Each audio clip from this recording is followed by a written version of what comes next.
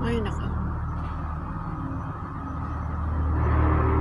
Ito yung dinadaanan ko araw-araw, gabi-gabi. Yan. Doon, sa tuktok na yun. Doon ako galing.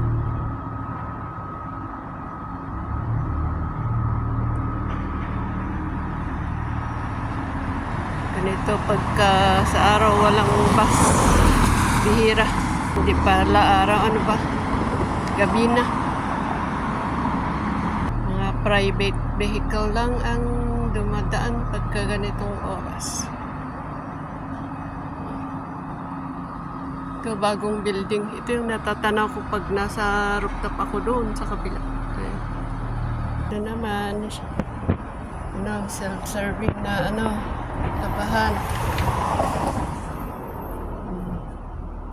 Doon ka maglagay doon ka magbabayad. Tapos lagay mo yung mga damit-damit mo. Ano mang malalabhan. Ay, nakauwi na at matutulog.